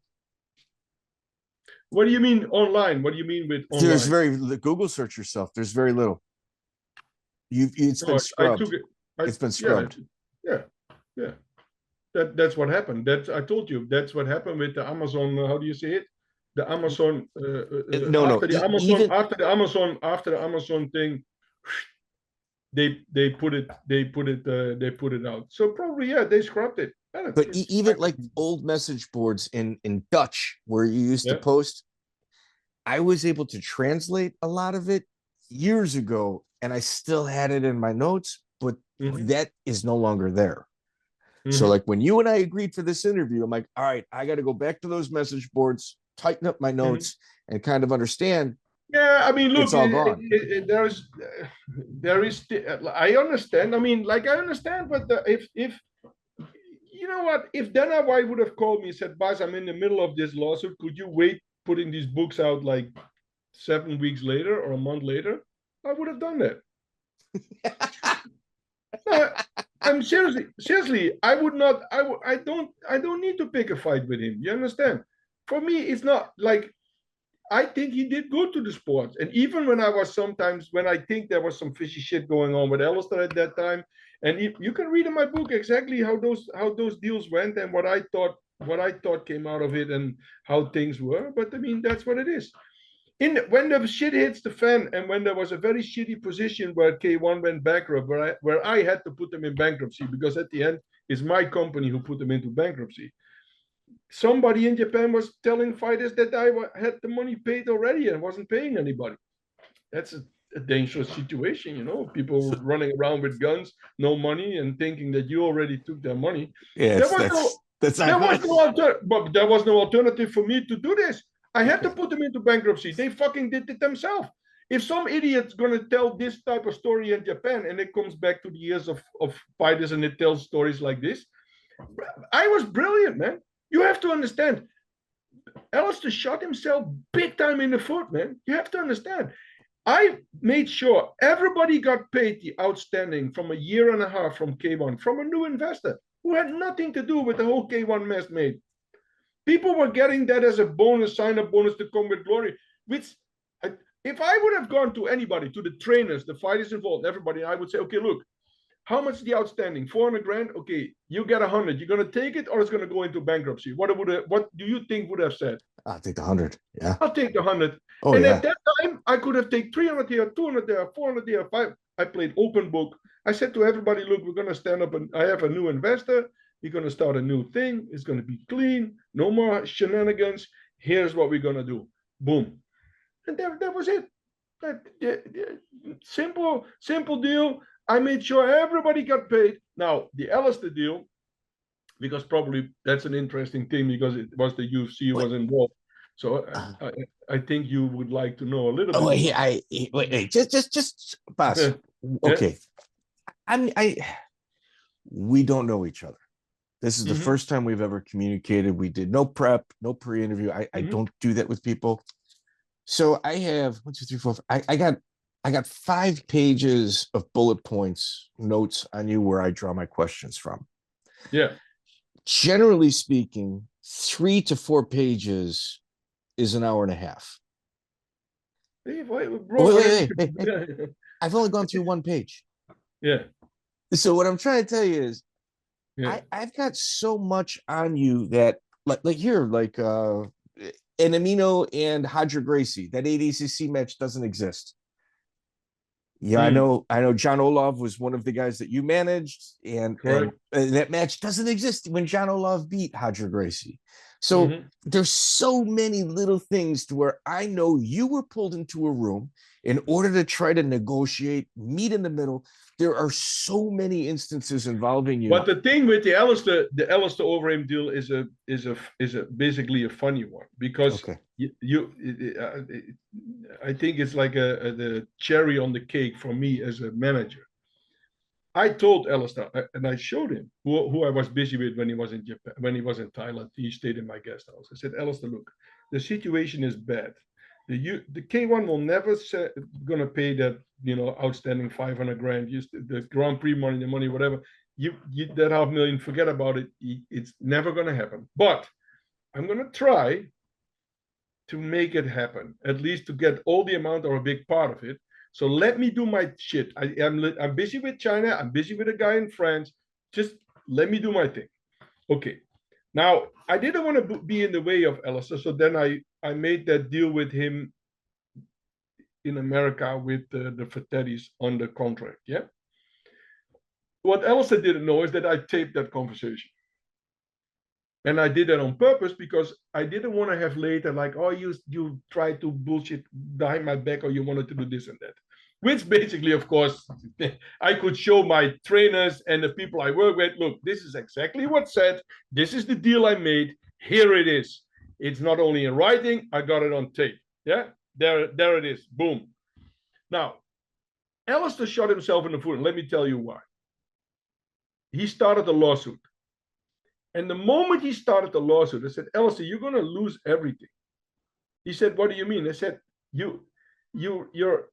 what you're doing is incorrect. I also not got your management fee. I also got not management fee of other fighters who were not paid. I'm also getting stronger. I advanced 500 grand, $500,000 to people just to keep everybody, keeping the team together and trying to find a way. I said, do you really think I would put 500 grand up front if I don't think there is a way out of here? I said, what do you think yourself? I said, or is it that I have to write off this money? No. Anyway, he goes his own way. So he decides, okay, I'm going to start a lawsuit. And then, I also started the lawsuit. Now, and at the end, I settled that thing, by the way, with Glenn Robertson at that time, who was still alive. What happened is I got over him. I told him, I said, look, I'm figuratively speaking, I don't say these were the amounts, but let's say that this is what we discussed. Easy, you hear me, yeah? Yes, I can hear you. Yes, I can hear you. Keep going. Okay, so say that Alistair Overeem was going to get $1 million as a sign bonus. Yes?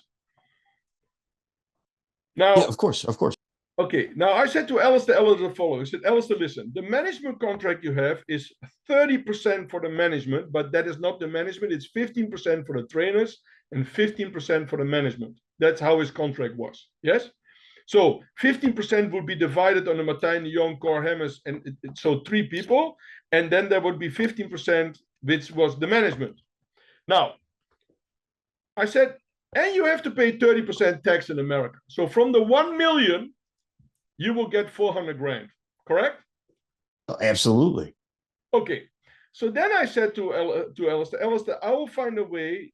If you do it, what I say, I will give you 500 grand netto. So 100 grand on top of that deal.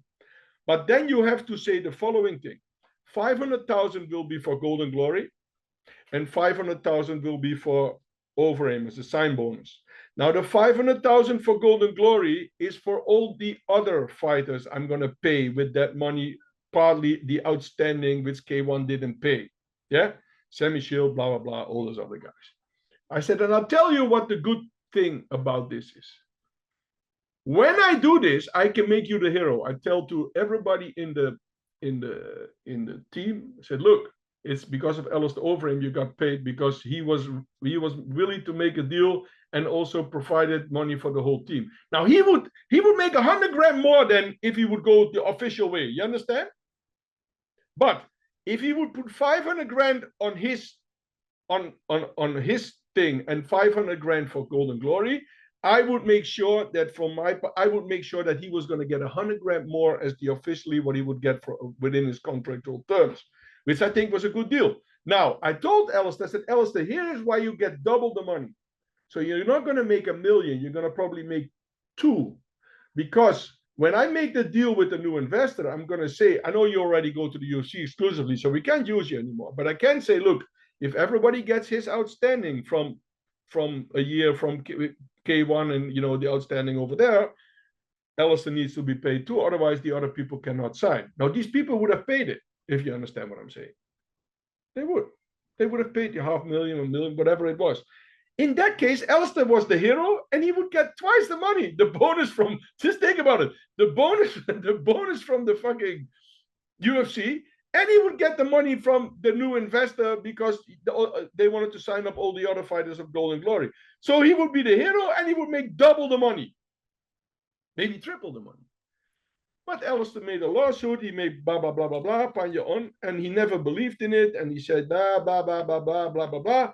And then at the end, he had to see that Martijn de Jong, Cor Hemmers, everybody who was involved in Japan got fully paid the management fee, trainings fee over his fight for the Grand Prix, winning the Grand Prix and everything. And he didn't got the money because he started that lawsuit against me. What an idiot.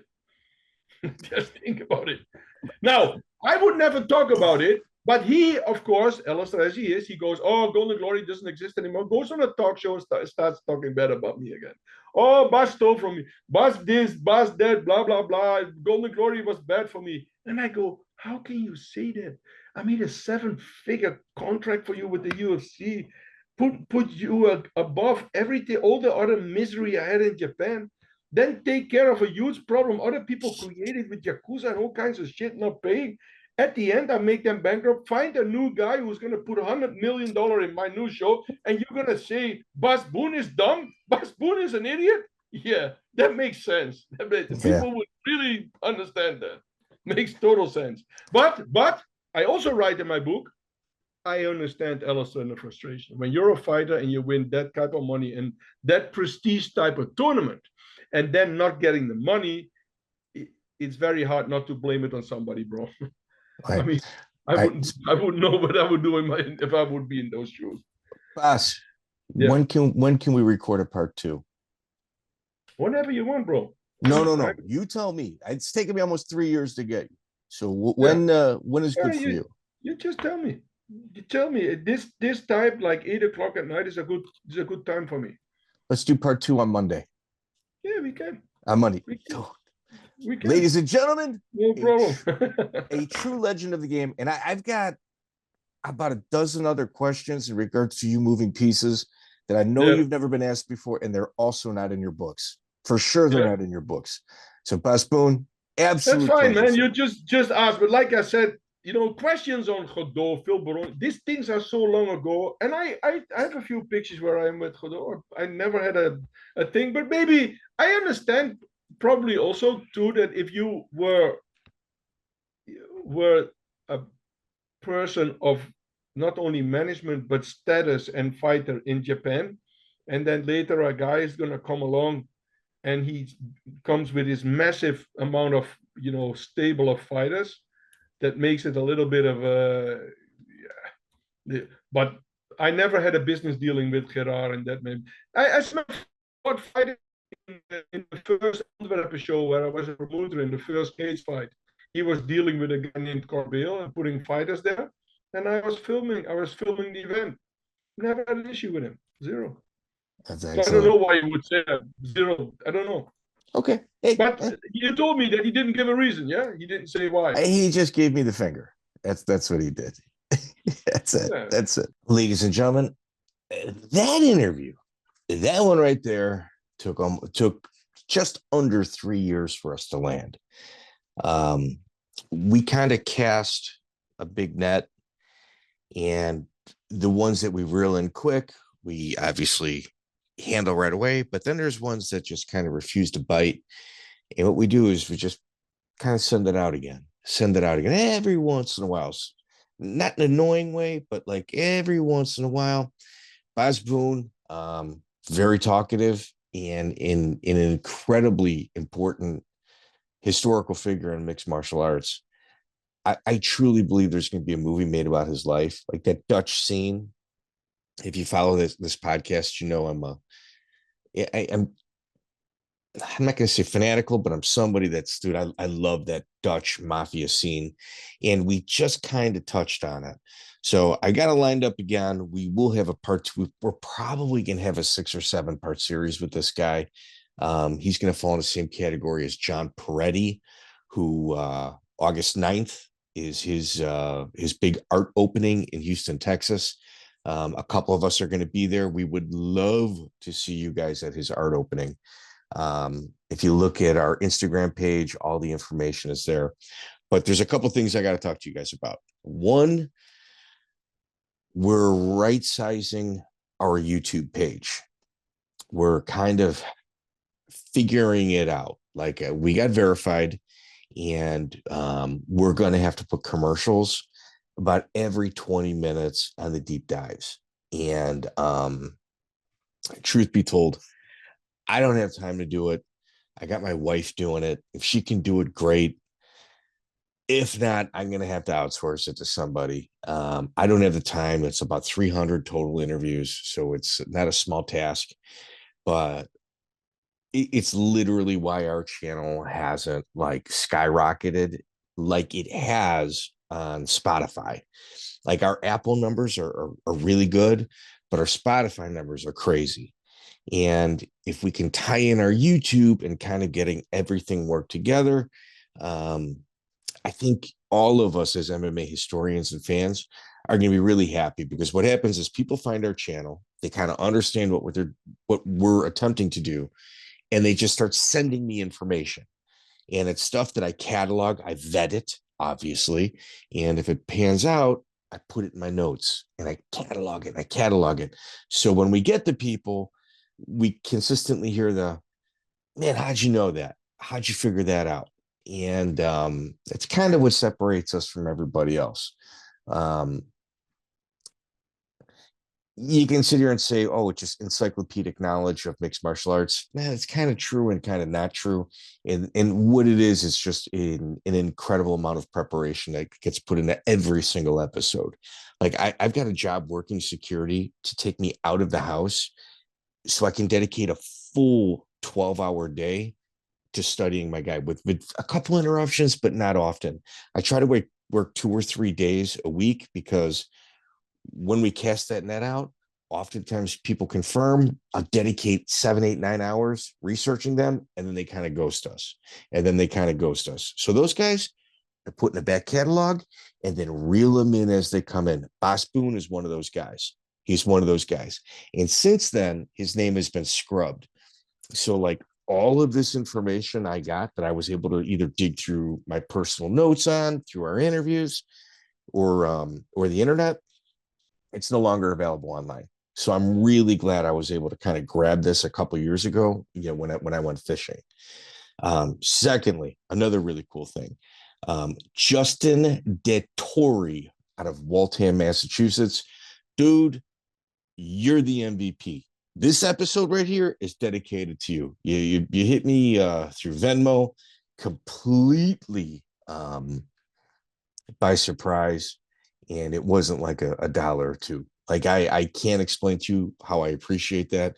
And I'm sending your t-shirt out on Monday. Like by that time this airs, you should have your t-shirt and stickers and things of that nature. How you can help. All right. I'm hammered. This interview was a little bit rushed at the end because I work for Bare Knuckle Fighting Championship. When things need to get fixed, or there's like last minute pieces that need to be moved in order to make sure we cross the finish line, I'm the guy that they call. So during this interview, like when you see me on the phone or kind of talking with it muted, I'm kind of going, yeah. I'll do it in a minute. Because I had to kind of finish this. So it was a little rushed at the end, for sure. However, we're going to be doing a 5-6 part series with this guy. Like we connected. We got a good understanding of each other. When he said his social political views, I did not interrupt. I did not add to it. It was just, whether I agree or whether I don't agree, doesn't matter. There you go. You said it. Let's move on to the next subject, because this is about him. It's not about us. How you can help. Okay. I've got a Facebook, I don't know, fan page, community page. I don't know what you want to call it. I don't know how to work it. I know I need it because everybody listening to this is kind of old and crusty, kind of like myself. In fact, I would even say I'm probably on the younger end of the hardcore guys in terms of age. We need help. We need help with Facebook. If anyone knows how to run TikTok, I don't even know if that's applicable to us. I don't know. But if you want to help out, there's guys in the past that have done and currently still doing a great job. Tyson Green out of Kentucky, clutch dude right there. Michael Green, dude, these videos that you guys see online, like on Spotify, this is what happened. We lost an entire channel. It got deleted by YouTube because of a former guy that I used to work with. 100% the actions were on him.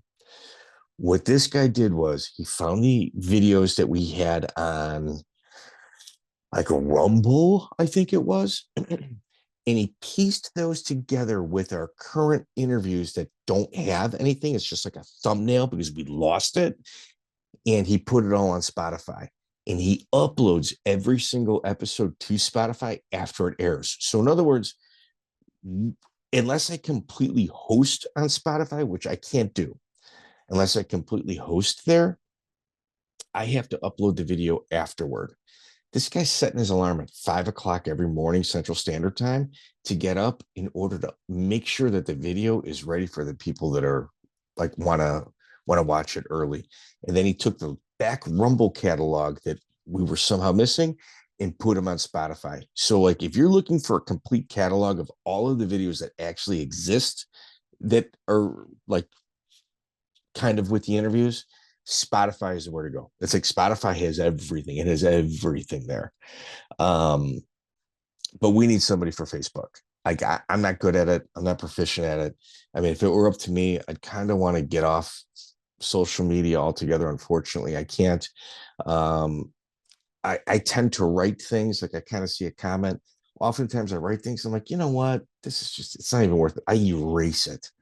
So it's just more for like browsing. I love high school football. I love mixed martial arts. I love bare knuckle fighting championships. So it's more for like highlights and on news and understanding than it is for my participation. It's not something that appeals to me. Like if I know you, we're good. We're going to hang out. But like the whole social clout, look who I'm hanging out with. Dude, look at my pictures, man. It's not there. In fact, I got almost a 3-year-old child. You're not going to find her picture on my social media. Not going to do it. My old lady, she's in like the cover picture. Listen, she's Colombian. That's just kind of like, she's Colombian. Here you go, hun. So, I mean, everything else, I like to research, I put together really good content, and we're adding commercials on YouTube. Unfortunately, it's going to have to happen about every 20 minutes. I've instructed my wife to just do like a 5-second skippable commercial. If at any time that you guys are listening to an interview and it's placed in a really bad spot, throw it in the comments. We'll get to it. We'll move it somewhere else. But yeah, that's just kind of the way it goes. I like, share, subscribe, help with Facebook. If someone can do that and just kind of, I don't know if I can program my Instagram page to also like connect with my personal page as well as like a fan page, but we need help on Facebook. I think that would help. And if you got a knack for it or you got some extra time and you think you can do it, dude, just drop me a line. We can figure this out. So I hope you enjoyed that episode as much as I did. I got a hold of Ron Van Cleef today. I'm probably going to be recording him next week. Marcus Aurelio gave me a green light, whether he comes through or not sure. We've got another John Hackelman episode coming up, probably with Antonio Banuelos. So we got some really cool stuff. We got some really, really cool stuff. I'm going to cast this net to Keith Hackney once again. Keith was supposed to be our first interview ever. We're almost 300 in. If I get him, I'm probably going to drop that as episode number 300. We're at like 280 right now. So if I got to sit on it for 4, 5, 6 months, then that's what I'm going to do. So 4 months. That would not be 6 months. It would be 4 months. So any comments, interactions, stuff like that, greatly appreciated. We're super pro free speech. In the Hermes Franca interview, as you guys had seen, what was shocking to me is that the comment section, it wasn't as brutal as I had thought it would be. And I think it's because people are self-censoring because of what's all going on with like social media and stuff like that. And I thought self-censorship was kind of gross. Even if like stuff was aimed at me, hey, dude, it is what it is, man. Like, you want to say some stuff to me because of somebody I interviewed? What am I going to do? Argue with you? You're right. We're an MMA history podcast. Your views and social beliefs and understandings of what somebody was convicted of doing, man, dude, I got no problem with what it is that you'd have to either say to me or about them. I will not censor you. I can't speak for the text of God or God text, but like the gods of technology. But I can tell you I'm not. Even if it's aimed at me, don't care. I mean, maybe I do care, it might hurt my feelings, but I'm not going to censor it. Like, if that's your belief, hey, dude, I'm not saying you shouldn't suffer consequences for something you wrote, but what I will say is it's not going to be censored. Much like this interview, Hermes, we're going to have this summer, if things work out the way I want, we're going to have some people that kind of like Hermes Franco, you're going to be surprised that we got them. And, whether you like them, whether you hate them, they played a part in the history of mixed martial arts. And because of that, it's going to be the emotional neutrality of ourselves, talking about their opponents at the time. And then we always open up the window at the end. We kind of get them nice, soft, easy. And then it's, do you want to address this? If they choose to, man, fantastic. If they don't, that's on them as well. I mean, that's you're getting to know the person as they are, their story in their words. I'm not arguing with anybody. Do I push back? Yeah, sometimes. I don't push back too hard, even when I know they're lying, because it's their story. Read the comments. The comment section will tell you everything, because the really intelligent people that listen to this, they know when someone's lying and they point it out in the comment section. That's all you got to do. Go to the comment section, sometimes people even will put the time by the lie. You know, I'm not here to judge you. I'm not here to judge them. Say what you want about me. Say what you want about them. And they're going to tell you in their words. And you can reply in the comment section. That's just kind of how this goes. So, ladies and gentlemen, great episode. Sorry it was a little rushed at the end. We will touch on Alistair Overeem, Ron Nyquist, Simon Rutz. I know we touched on Simon a little bit, but I got a lot more. Apy Etcheld. I mean, we touched on him a little bit. I've got some other stuff. And some of the serial killers, like actual serial killers that hung out at these K1 gyms and eventually later went to prison. We got some really, really interesting stuff. We got some interesting stuff coming in the future episodes with Bas Boon.